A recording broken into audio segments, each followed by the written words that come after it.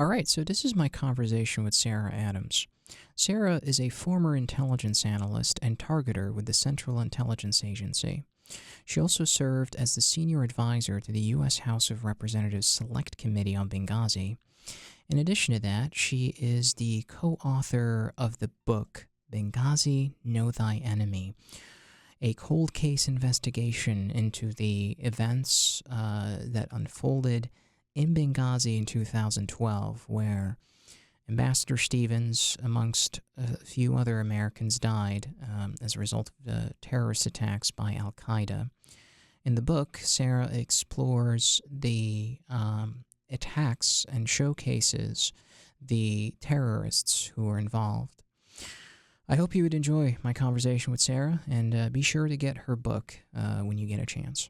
Sarah, it's always wonderful to have you on the show. I would love. Welcome to the East Wing. It's great to have you here. Great to be here. Thanks. Good to see you again. Yeah, great seeing you too. So, as I mentioned earlier, before we started recording, I think I had different idea of what I could explore with you today, but obviously we just heard news not too long ago of the assassination of Sinwar, the leader of Hamas and a principal architect of the October 7th attacks on Israel. And that's a major piece of news that I think it would be worth sort of exploring further in terms of the significance of the assassination, and I guess a little bit about the assassination campaign that's now being carried out by Israel, a very, very sophisticated campaign, I might add. So one thing I do want to say here is that the book you published with with Boone, Benghazi, Know Thy Enemy. I think the title, when I first heard of the assassination of Sinwar, I immediately sort of tried to further explore his background, the life that he had, and obviously the significance of his assassination.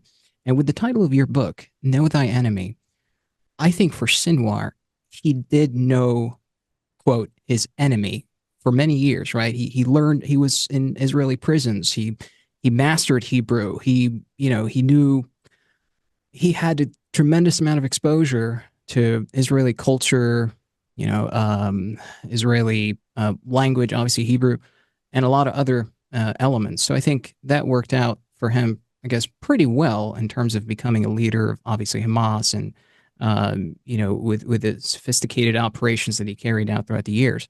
So tell me about that. Tell me more about that. Was that? How often do we see that, say, from leaders like, or leaders like Sinwar, who put such a great effort into really learning about the people that they deem to be their enemies. This is something I think it's something worth exploring. Yeah. Well, you don't see a lot of times the senior leaders take it to that level, right? I've seen a lot more like external operatives, right? Like they want to go into the West and do an operation for, let's say it's Al-Qaeda or something, and they put the time in, right? They maybe studied over there. Like they invest in understanding the culture because, like you said, the best way to actually attack or find the weaknesses, right, is to actually understand the environment, understand how you fit in the environment, how you might not fit in the environment, and then you can operate better. And so I think that is, like you said, what made him successful and what made Hamas maybe feel that they were more powerful than they were, or maybe they even underestimated the Israelis, right? Because, at the end of the day, we've seen, as you said, a lot of very targeted operations. Well, those weren't put together even in the last year, right? That could be 5, 10 years of background targeting material, tracking locations, right? And then now they kind of pull the trigger on those. So that's something too we got to keep in mind, right? The enemy's watching us and we're watching the enemy, and it's almost this cat and mouse game. Mm, yeah, and it's interesting that when I was reading earlier about the operation, it wasn't it wasn't even planned. I mean, it wasn't even a special operations force that carried out the assassination. That was quite interesting because I would have thought that obviously, at first blush, I would have thought that, okay, this might have been planned from the get-go, from the minute that, news broke out about the October 7th attacks. I would have thought that, okay, the plan from the get-go is to try to, get Sinwar, perhaps capture him. But maybe that was a plan, but I'm sure that most of us would have thought that it would have been perhaps carried out by a special operations force, not necessarily like I don't know, a regular, maybe military unit. Well, when something's short breaking and you don't have much time, you take who you can get, right? Unfortunately, you can't always bring in the Navy SEALs, right? So if you know you have the short window to do something, and that resource takes 12 hours to spin up or to relocate or to get their supplies, right? You don't want to take that risk. In this case, at least, they didn't want to, right? And so they took, the action arm probably that was fastest, quickest, and most effective to do it. That's my opinion on it, but we'd have to wait to see kind of, as we've learned with all these Israeli operations, we get every detail after the fact. Like, I can't believe even the details we've gotten on the pager operation. So I'm just Right. sitting back and waiting to hear those details because they're fascinating too. Exactly. No, exactly. I do want to say that here, maybe this is something you have um, so much to say about, given your experience, obviously, with the CIA, with the agency. We see now a great deal of a lot of the top dogs being, taken out. You got the leader, obviously, of Hamas, Yahya Sinwar, Haniya back in July, um, Hezbollah's leader, obviously.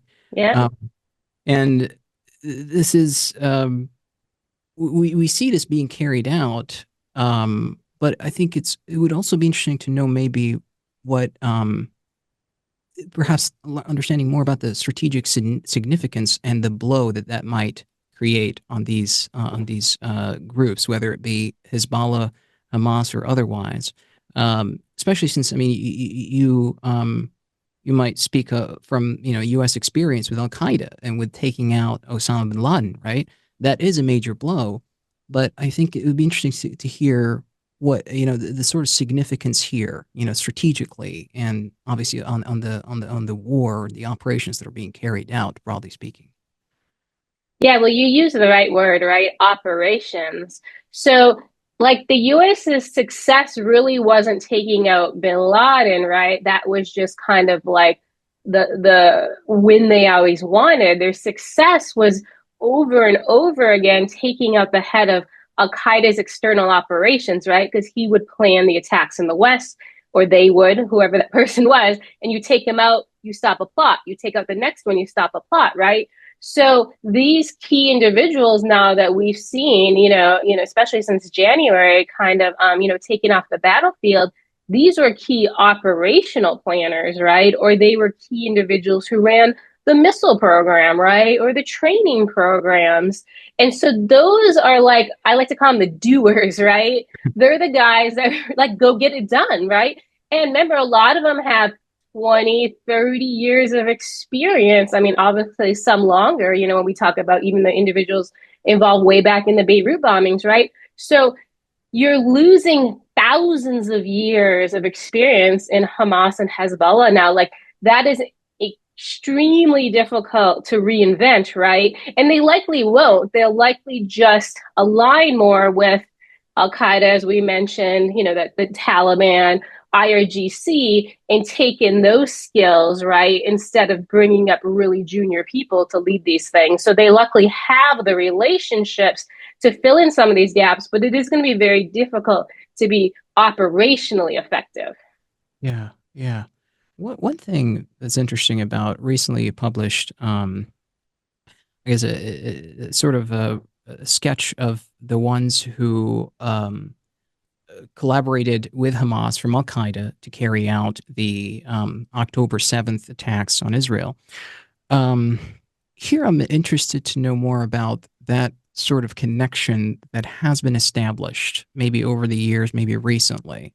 And so, what When do you think that level of that relationship started being fostered and cultivated between Hamas and Al Qaeda to the extent that we have now a collaboration on a deadly attack on October 7th? I mean that is very significant. I'd love to maybe hear more about that, and you can tell us more about these names that you've published of Al Qaeda operatives who collaborated with Hamas.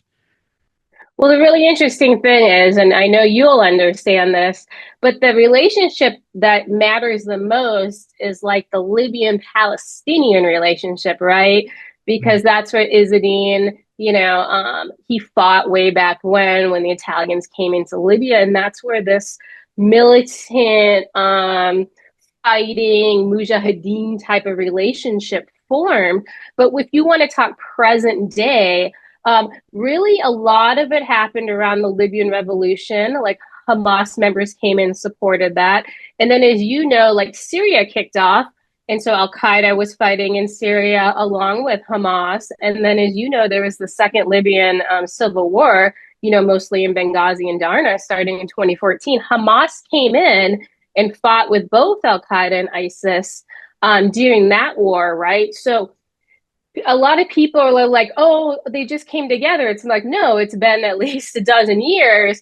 They've been having these fighting relationships, right? And as you know, these are major wars. The Libyan Revolution was, I mean, the Syrian Civil War is still ongoing, and they're so emotionally invested in that, right? As people should be. Like, over 600,000 Syrians have unfortunately died in that, right? Like innocents. So it does bring a lot of these people together, and it hasn't just aligned Al Qaeda and Hamas, it's even brought ISIS closer to some of these groups, which is dangerous, right? The terrorists are coming together for joint causes. Yeah, yeah.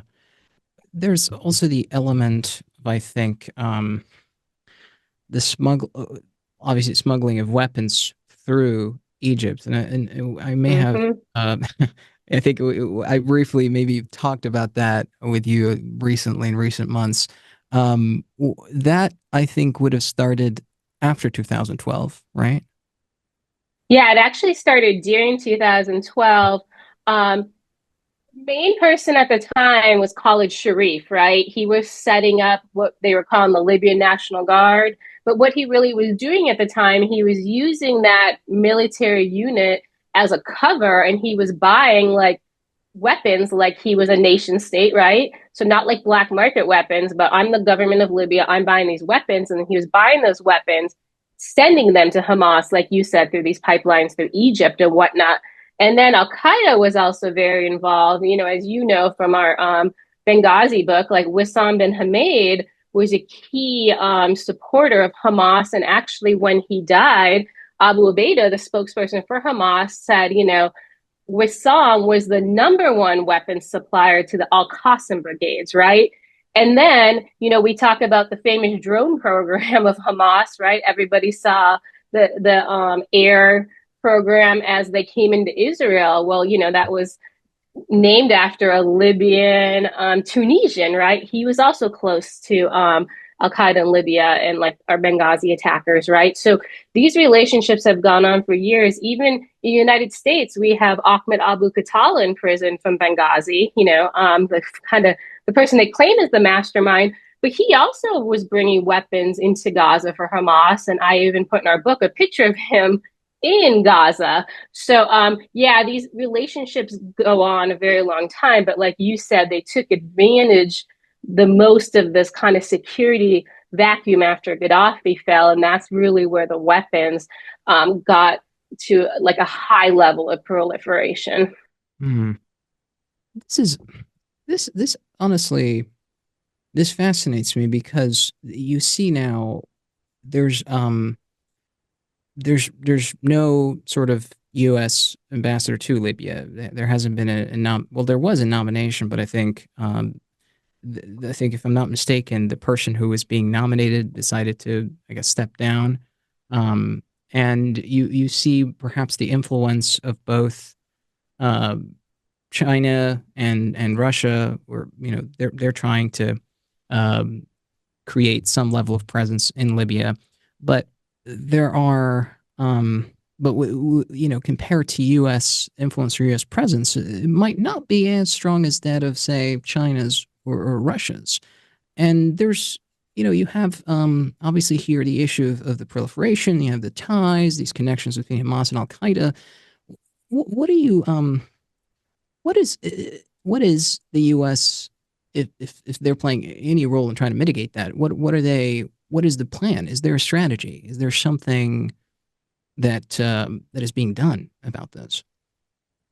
Honestly, in my opinion, if we're focused on Libya, I really think the US strategy has been like an anti-Russia strategy. I don't really think they're focused on counterterrorism like they were back during like Gaddafi's era. I think that's gone by the wayside, unfortunately. So I think that they're lacking in understanding this. I even remember seeing kind of one of the UN Security Council reports a few months back, and they made this comment about how there was a small group of like just 50 Al Qaeda guys in Libya. And I was like, what are you talking about? I can find 50 in 3 blocks in Tajora, right? So, yeah, there is a lack of really understanding collection. And a lot of it has to do with the Russian invasion of Ukraine, right?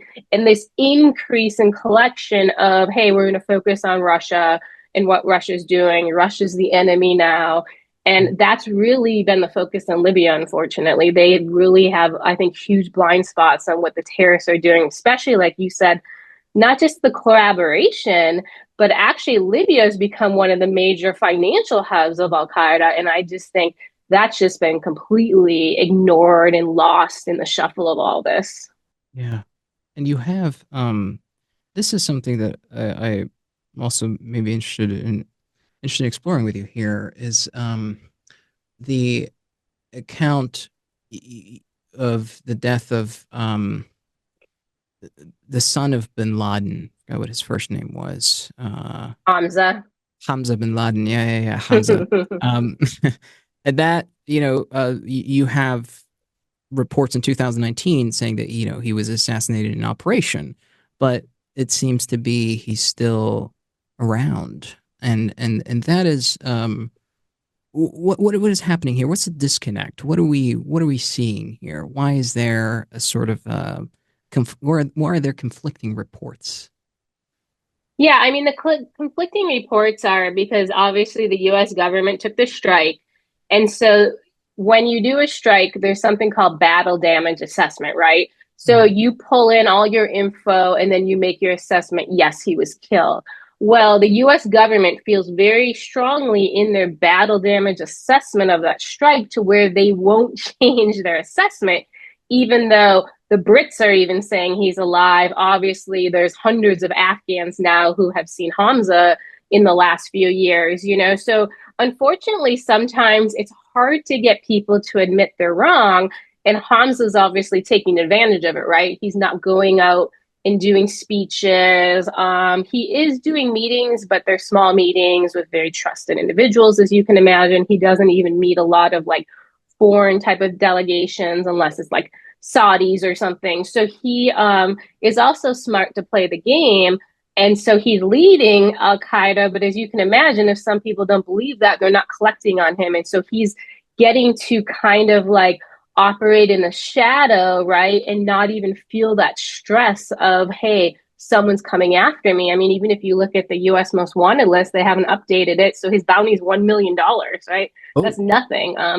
Yeah, Bin Laden's bodyguard was 5 million, right? So yeah, so Hamza's not worried at all right now. yeah, yeah, and you have today also a very perhaps willful, I would probably characterize it as willful avoidance of what is going on in Afghanistan, especially after with the pullout and the withdrawal. And I don't know if that is an accurate description or characterization, but I would say, yeah, we're just avoiding whatever's happening there is happening over there, and there's an sort of an we're overlooking the big picture. We're not seeing the long term effects of not perhaps taking a particular position or being robust in the approach of trying to tackle the situation over there. And this is, I think, something you might have a lot to say about, especially since we were just talking about Hamza bin Laden, and he might very well be in Afghanistan, right? If I'm not mistaken. So Yes. what can you maybe you can describe to us the situation over there and how much of a how much of what is happening over there that's being overlooked. Yeah, I mean, the same thing happened after Benghazi, right? When we pulled out of Benghazi, people really wanted to be done with it. We did stay in Libya 2 more years, but there was like nobody discussed Benghazi, nobody worked Benghazi. The press didn't want to touch it. It was crazy for a bit. And then after the election, they're like, I'm done. And now Afghanistan's the same way. The administration's obviously pushing back to say, hey, it was successful. We took out all these people.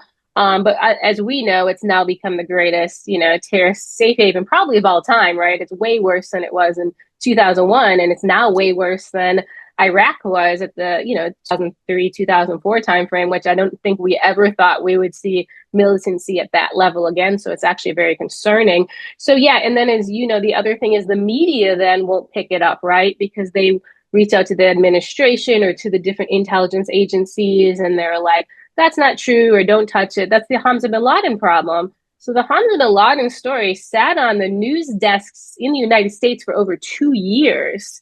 That was basically the Brits pushing it out through their news outlets because US press wouldn't run it. So it actually also shows there's this kind of like, I don't know what you would call it, this push and pull between maybe British intelligence and the US government's intelligence over the Hamza bin Laden issue, which means there's a bigger problem between, right, the governments over the Al-Qaeda issue, right, which is a problem. That's, at least if you're American, our closest ally, especially on the counterterrorism front, but for our whole existence really is Britain, right? So we have to keep that in mind too, because some of this not paying attention to Afghanistan or letting other people be harmed by what's coming out and emanating from Afghanistan is damaging some of these long-term relationships we have, besides all these counterterrorism assets and technology and investments we've made for 20 some years that we just like walked away from and said these platforms or these people don't matter to us anymore.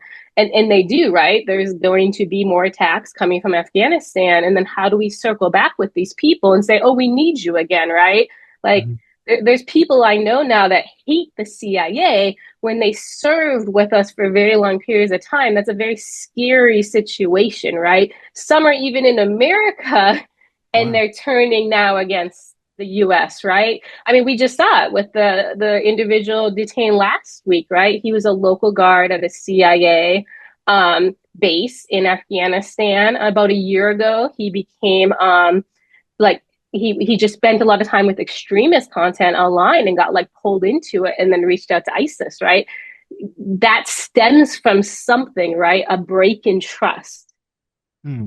And would that be an unconventional case where it's it's it's significant to the withdrawal of Afghanistan, or do we see some of that disappointment in other places where you had people serve with the agency, maybe in Iraq, maybe in Syria, and that level of disappointment manifests in the obviously into plotting or these plans to attack the U.S. Before we even talk, maybe you have something to say about that. There's also the access through southern border issue, right? That's something that could be further explored. So I'd love to maybe hear your thoughts on that. Well, I think the major abandonment in the past of like allies was really the Kurds, right? The Kurds never, though, turned on us. And I think it was a lot because so many like on the ground American troops stayed connected to them. A lot went over and volunteered with their own time and own money and fought with them. So it was almost like these personal relationships at least kept some of the tie going, but it was a huge abandonment of them, right? Mm. So I think the Afghans are feeling the same way. And the problem with the Afghans is slightly different. So we brought a large number of them to the United States, but their wives and children are still in Afghanistan. So you're in a tough situation, right? Because it's a country the women can't go out and do anything, right? Unless they have someone in their family there. Taliban are taking advantage of this, right? They're saying, I'm going to marry your 11-year-old daughter off to the Taliban if you don't come back to Afghanistan, right? So they're doing a lot of blackmail too, which is then now going to put these people in a compromising position. They got a lot of them to return. They're now torturing them. So this is this ongoing problem, right? And then now those people feel, hey, I might have a home in America, but America is still not protecting me, right? There's even Taliban and Haqqanis in the United States actively targeting these people, letting the Taliban in Afghanistan know where they are. They're reaching out to them. So it's this constant, like, you never feel safe or secure when they should feel that way here. So they're losing trust too. Like, hey, how are you bringing my enemy here? And you say you're going to protect me. Like, every ounce of trust is basically being broken again and again. Wow. But that's an interesting point, though. How are they gaining? How is the Haqqani and the Taliban sort of gaining access here? What is how? Like, is that that is very unusual, I would probably say. It's unusual in normal circumstances, okay? But in the way we did the withdrawal from Kabul, really the main standard was you had to work for the government for a certain amount of time. And it was a very small amount of time, like a year in some cases. Now, we spent 22, 23 years in Afghanistan, right? There are times members of the Taliban and members of the Haqqanis worked with us, and they are actually eligible to come. So unless someone intercedes in the process and says, that person's a Haqqani, and even then people have tried and they've still gotten here, which is frustrating.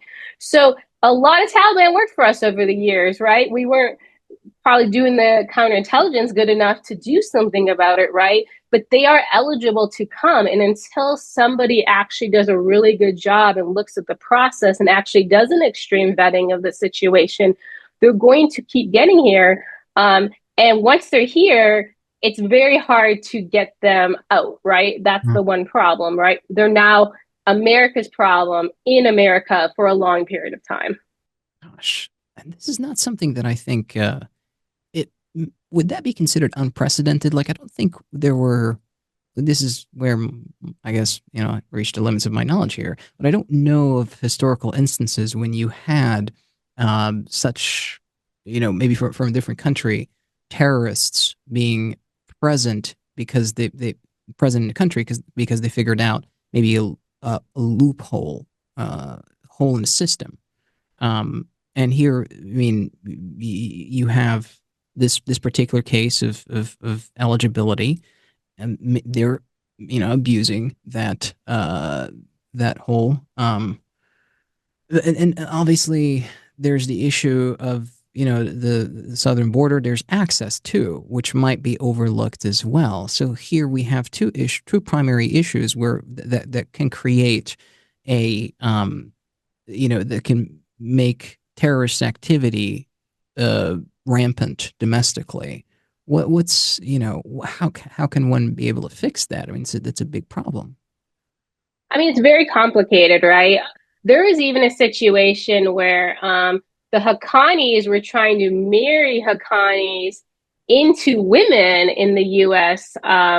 Pipeline. And it happened to one of my friends who was former CIA, an Afghan woman she was helping. Luckily, she's smart enough to know, whoa, family just married her to a Haqqani, right? And she was able to contact the U.S. government and cancel the application. But think of all these other volunteers. I mean, they're great humanitarians trying to help these Afghans, but they're not going to know that the daughter of the family married a Haqqani, right? It's just that there's nuances like that are very complicated, especially on terrorism stuff. As you know, even just, in Libya, there's so many components, right? And the family level, the tribal level that you understand, but I wouldn't understand it, right? And you'd be like, well, that family for 3 generations has been involved in terrorism, but I wouldn't know that from the name. So that's a huge problem we have too. And like you said, the terrorists are exploiting it. The other thing too is they are trying to make our government look foolish, right? They know that they can reach out and touch these people here. They know they can come across the border, and they're taking an advantage of it, right? Because it makes the US look weaker. And remember, to these terrorists in Afghanistan, they beat us, right? And now they're trying to replicate that. Libya's a really good example, right? The head of Al Qaeda in Libya, Belhaj, and the head of Al Qaeda in East Libya both contacted the Haqqanis, like, how do we replicate this in Libya, right? We know they're trying to replicate it in Mali. That's kind of like fast forwarded. They're doing highly successful. They want to replicate it in Syria. They want to replicate it in Iraq, right? So Afghanistan now is the model. And to these terrorists, they think they defeated the US and they will keep coming after us. And like you said, taking advantage of these weaknesses because they know they can and they know they're going to get away with it. That that is very for those that are not paying attention. I mean, that could be very dangerous in the long run, especially when you have now most of the attention is being focused on Gaza and Israel, and now obviously Lebanon. We're on the brink of a regional war. For some Mm-hmm. analysts, we could already be in a regional war. And there's a huge deal of focus on trying to get a ceasefire, trying to get an end to the war. And obviously, you've got Ukraine and Russia and the whole situation over there. It's like there's so much that's happening, but there's obviously there are things that can slip through the cracks, like this situation that we're seeing right now. This abuse of the system by the Haqqani, the Taliban, and other issues unfolding. Where you mentioned earlier the case of the Afghan guard that was formerly an Afghan guard that is now Mm-hmm. plotting or was planning a plot against the U.S. That is it's like how it's a situation that is very tough, especially with obviously elections now coming in. Like people are paying attention to. It's like you've got this big picture, but there's a smaller picture that has a probably an equal impact on what could happen domestically here in the U.S. And that must be really frustrating, especially since you, Sarah, have been carrying out so much an investigation and obviously trying to uh, bring about a great deal of attention to these issues that are happening here domestically. I mean, that must be really tough to, to see this level of minimal attention being paid to this situation. Well, yeah, I mean, we talked about how like Afghans came here and became radicalized, but the other real thing that kind of broke America a little bit when the fall of Kabul happened, it impacted 20 years of veterans, right? The suicide rate skyrocketed. Like we haven't seen the numbers yet, but it's sad. Like in all the circles I'm involved in, there are lots of suicides, lots of bankruptcies, lots of divorces, and lots of foreclosures because people invested their money into saving Afghans just from that small period. Okay. So I know we call it moral injury, but there's so much more that happened beyond that. So I saw that happen in 2021. Now, these groups are plotting again, right? Al Qaeda is plotting a homeland attack again. Now, if you think of how 9/11 affected America at the time, a lot of people had no concept of Al Qaeda, Bin Laden, terrorism. They knew some terrorist attacks, obviously, like the Africa bombings, the coal, like they understood those, but they weren't impacted by them. Now you had a whole generation volunteer to go overseas and fight them. So if and when Al Qaeda pulls off, it's what they're planning to be their 2025 attack, as they're calling it. Can you imagine the impact that's going to have on all the men and women who spent all those years overseas going after these guys? It's going to break an entire generation in this country. Like, I don't think people are even thinking about like what that is going to do. Like, and I know people say, hey, the focus is China and Russia, and they are long term, but we have a major short term issue that's going to cause way more damage in the near term. And we can't say, oh, well, that doesn't matter anymore because you can't wait till after the fact to deal with this. Right. But it seems like this is what's happening, where they're waiting until something happens and then there's a reaction. There's no sort of preemptive measure to try to tackle the root of the problem and try to fix the issue before it expands and becomes too big to control. And that's very, very tough, especially with the community that you're part of, and the broader community of the veterans who have served abroad. It's like all of this effort is sort of going to waste now. I mean, it's like, hey, U.S. government, we got to do something. So that's really rough. It's really rough.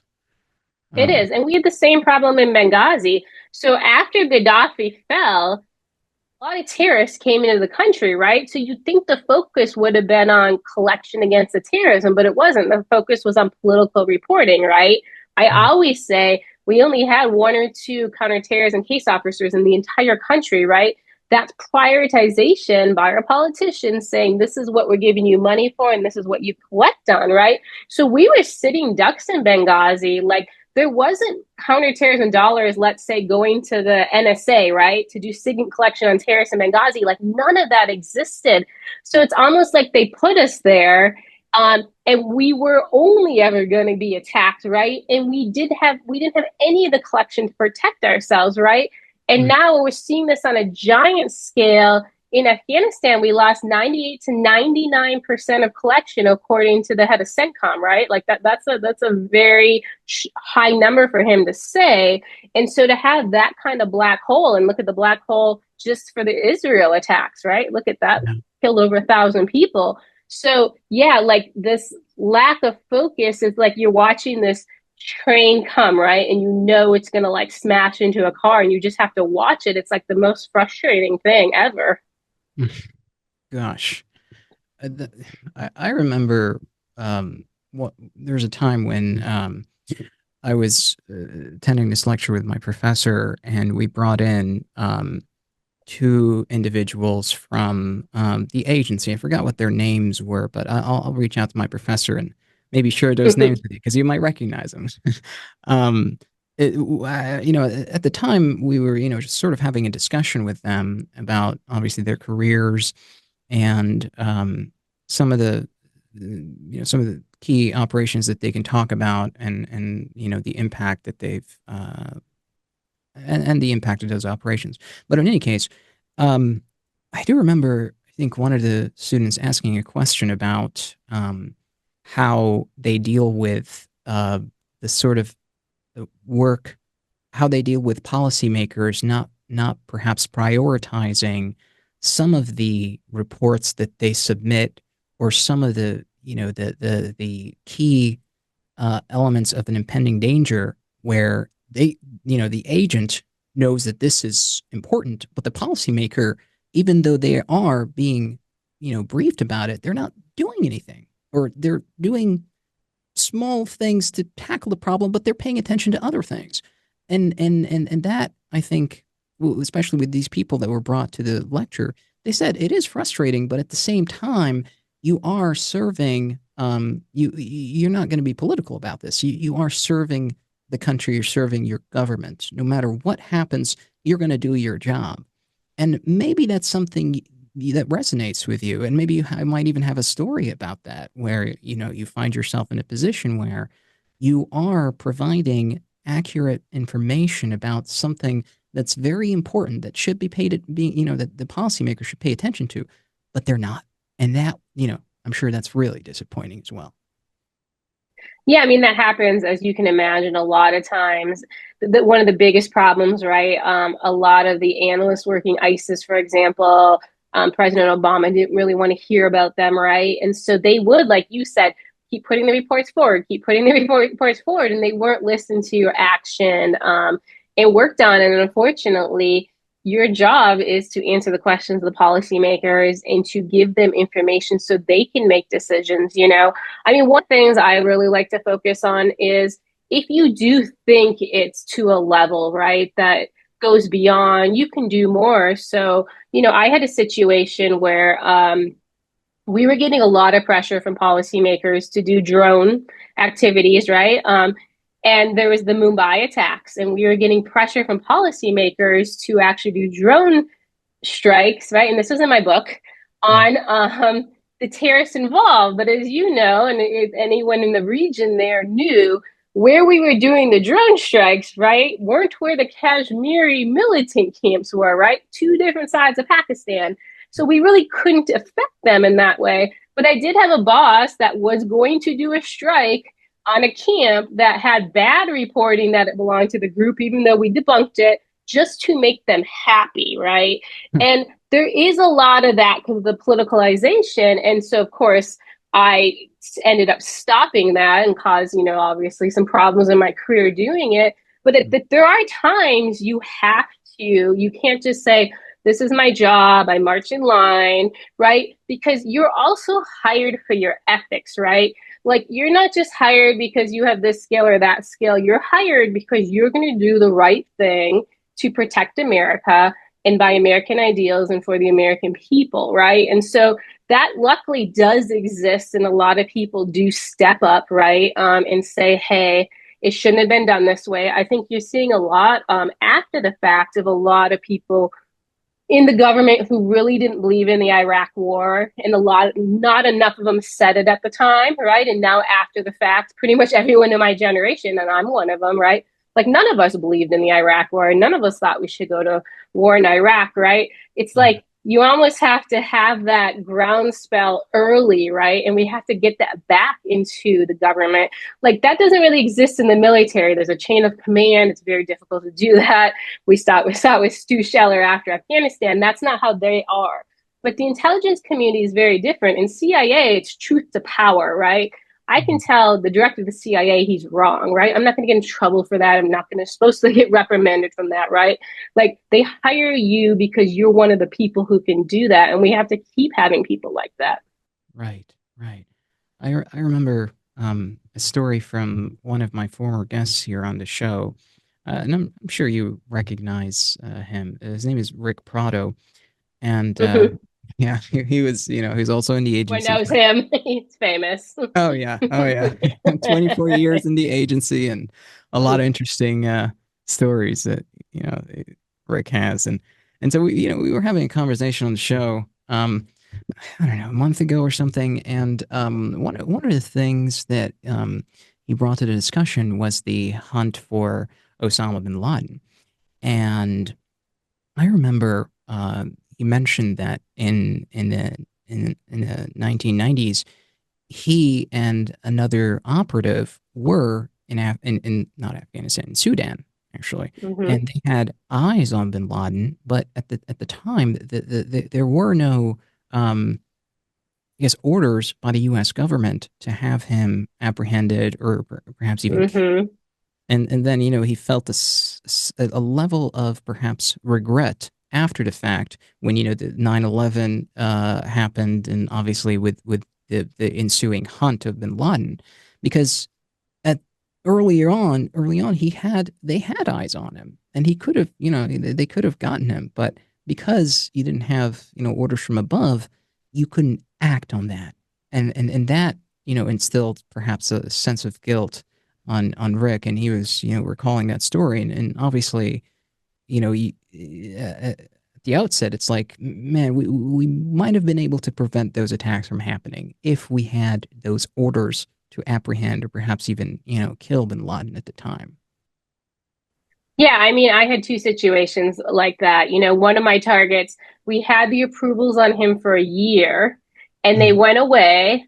And unfortunately, he ended up killing in attack. Of course, he didn't target him himself, but he ended up killing a friend of mine. Oof. In a suicide bombing. We ended up killing him eventually accidentally. He was at a location and we were striking, and he was there.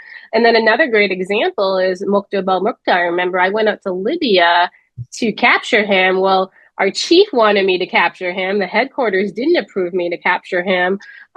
We ended up pushing through all the approvals, but it took so long to get the approvals, ended up kind of having a 1 day window to get him. And then, as you know, he ended up being the mastermind, and right, he basically, his attack led to the death of ambassador, right? Right. So so many people in the CIA also had those type of situations, right? Where it's like, if one thing had gone better sooner, could it have been different, right? It's a frustrating career, right? Because you see your failures just as equally as your successes, right? And you do have to live with them, and you usually don't get to talk about them with anyone. I luckily got a few of my stories approved, as you know, from my book, but there are so many things like that that will always weigh on you, right? Because you take it as a personal account, even though, as you know, everything can go wrong in some of these countries, right? Like, you could try forever to get someone and never get him, right? It's a frustrating thing, and it's a frustrating career for some people. Gosh, no, I would imagine. I mean, uh, you mentioned the story of Mukhtar, and obviously the loss of your friend. That's a major deal. I mean, in those situations, what's the mindset like? Maybe you can recall some of those memories. I mean, what was going on in your mind, and especially when you experience such a loss. I mean, it's like, is that is that I mean, obviously it is sad and perhaps even reckoning, but there's that might create also a sense of motivation of wanting to maybe overcompensate and go after it. I'd be interested to know more about that sort of what's the psychology of that and what was going on in your mind at the time. Yeah, a couple different things can happen. Like you said, some people go all in, right, and be like, I'm going back to the war zone and I'm going to take it to these guys. And then they're not in the right mental space. Another thing that happens, though, and people don't realize this, is a lot of people quit. And Mm, you've invested large, I mean, just recruiting into the CIA is a lot of money to pick the talent, right? And then you put them through these long training programs, and then they serve overseas in these environments and they pick up all these skills. And then this trigger happens, and they're like, I'm out, and they leave, and you lose so much skill and so much talent, right? And I think that's one of the things that gets lost in it. And then you have the strange thing, like people like me, right, who are like, well, maybe I can do a better job outside of this environment, right? Maybe I can find different ways to get after it, because some of us did feel harmed by our government, right? We thought, hey, our friends died. Why did you not prioritize going after their attackers, right? And it's not just us that feels that way. There's a lot of people who their family member gets kidnapped, right? mm, Like James Foley type of thing.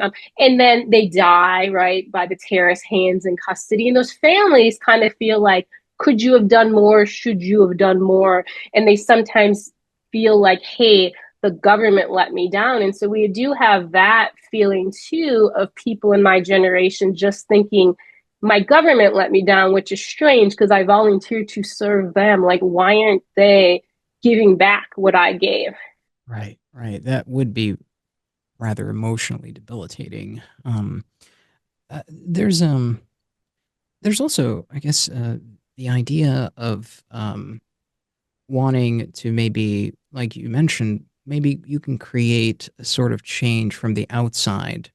And I think you are creating that level of, trying to make a change, trying to maybe bring more attention into what's unfolding domestically and abroad, especially in Afghanistan. But at the same time, I think this is a question that maybe you don't get a lot. What do you maybe miss most about being in the agency now that you've been out for a while?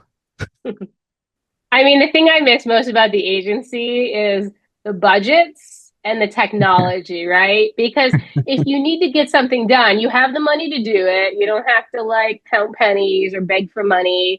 Mm, Now, right? I'll have an amazing lead or amazing opportunity, but I can't personally fund it, right? And so I mm, have to like not do it, right? And it kills you, right? Because you're like, if I was in the CIA, I could have ran down all these rabbit holes and I would have the answer by now, right? So I right. find that as like a frustrating thing, because you did have, when I, at least what I did in the CIA, I always was in a position where I was kind of got to be a self starter. I got to work kind of like my own targets and my own projects, right? So I had a lot of ownership. And then, like I said, I had a lot of resources to play that out. And so it is hard when you don't have those resources anymore. Right. No, I would imagine that it's like a blessing in disguise, and once it's you no longer have it, it's like, oh, I miss that, you know. Oh, like running a phone number? Like, oh, I get phone numbers all the time and I can't do anything with it. It like I like lose sleep over it. I'm like, oh Oh my God. gosh, someone could be using this phone number right now. So yeah, it's a frustrating thing. Oh my Lord. And what here's another question that maybe you don't get asked a lot as well.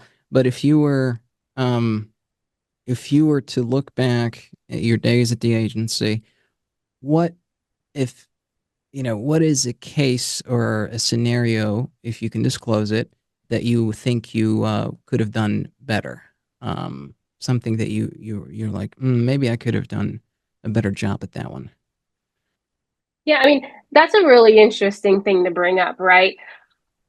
One of my biggest failures, it wasn't a failure, but I went overseas and there was a piece of training I didn't have, but I Oh, didn't know I was going to need it. And that training was basically to do the training to talk to a detainee. Okay. So uh-huh. I go overseas, no plans to talk to detainees. And I go to this location, and the boss there was like, oh, I'm going to teach you everything about my job. And I was like, okay. So every day he put me through like the craziest things. And so then one day he's like, we're going to go debrief a guy from Al-Qaeda today. And I was like, okay, right? No background.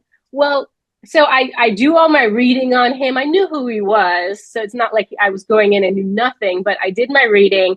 I looked at his photo and I went in and they bring him in the room and he has this black bag on his head, which I know is in the movies. But if you've had no training with this, like it almost made me panic a bit. I was like, they have this black bag, and I know he's a terrorist, right? But you're still a human. I was like, they got this black bag on him. Oh my gosh. So they take it off and he's super skinny. But in the photo I saw, he's super fat. And I was like, oh my God. So in my head, I'm like, what is the Pakistanis doing to this poor guy? At night, are they torturing him? So the funny part is, right, because you have all these emotions. I had no training to deal with it. And I know he was a terrorist in front of me, right? But I had no interactions with him. So I'm just seeing this human come in and I'm having all these physical emotions to what I expected it to be, right? So that when it was funny, after that trip, I went back and told my boss, like, I'm going to this training the next time it opens. And it actually mattered so much to me. I went on to be a trainer in that program because I didn't want anyone else to feel that way. Because I'm really a super even keel person. And it Oh, was one of the first times I kind of felt, I guess, what would be anxiety for most people, right? And right. I was just, my brain was all over the place, and I was like making up scenarios in my head. I had this guy hanging by his feet at night in the Pakistani jail, like in my head, right? They Oh were my doing God. it, but yeah, so that's probably one thing that I could have gone into a little better. Oh my gosh. Yeah. Well, at the end of the day, I don't think it was, maybe it wasn't after all your mistake, You didn't think you needed it. You made an And they assumption. should have taken a better picture of him. Like it was just a bad angle. It was not accurate to what he looked like. Oh my gosh. Yeah, that's a lesson for also. uh, Wow. There's another question I wanted to ask you about I noticed it recently. There's what's the story of like super bad? Like that's is that your code name? Is that because I see it and I'm like there has to be a story about that. Well, the thing is, we all have call signs, right, when we're overseas. And like, usually someone chooses them for you, but I had a lame one. It was just one from like the area I was from, in the United States, but it wasn't anything good. And so I had a reputation for like maybe going around the rules, doing things ethically, but like getting stuff done. And so Boone, who ended up being my co-author many years later, would call me Mhm. super bad. He's like, oh, well, super bad, I'll get away with it, or super bad, I'll figure out how to do it. And so it became my nickname.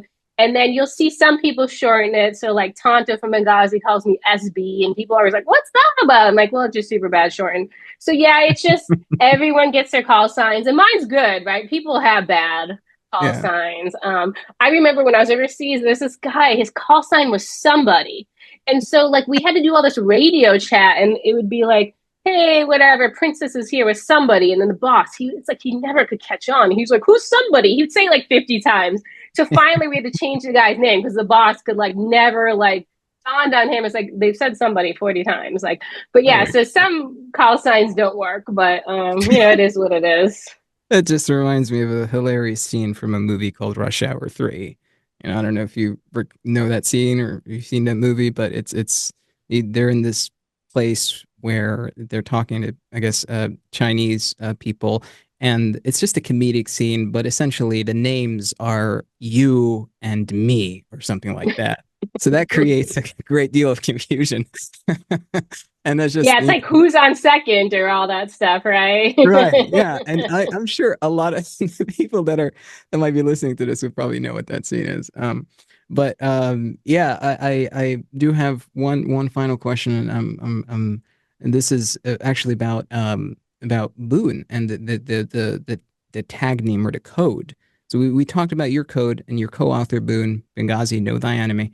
What's the code about? Or do we need Boone to sort of explain it? Oh, like Boone's call sign? Yeah, that's Oh, well, that comes from his military time. So most of the guys, they had a call sign when they were in the military, and he used to be a Marine. And then they carried those same call signs over to the CIA. So usually the call sign has nothing to do with their time in the CIA unless they did something super stupid and got a new one. So yeah, so those are mostly just like lame military stories, and nobody wants to hear those. They're always boring. right. I'm sure for some, for some it's hilarious. Oh gosh. Well, Yeah. Tara, I really appreciate your time, and I'm glad we got to do this. And it's what's happening right now in the Middle East is quite dynamic. A lot of things changing. I never expected that I would, before I record this episode with you, that news of Sinwar dying breaking out. So that really that's a major piece of news that I'm sure in the next couple of days or even coming weeks, a lot of other stuff will be unfolding, and we'll probably be keeping an eye out on that. So again, I mean, thank you for showing up and having this conversation with me. I really appreciate that. No, thank you. I mean, obviously, besides having the Libyan connection, you also have, a lot of background on Lebanon too, right? So it's good to talk to someone too who's very abreast of the situation going on. Thank you so much.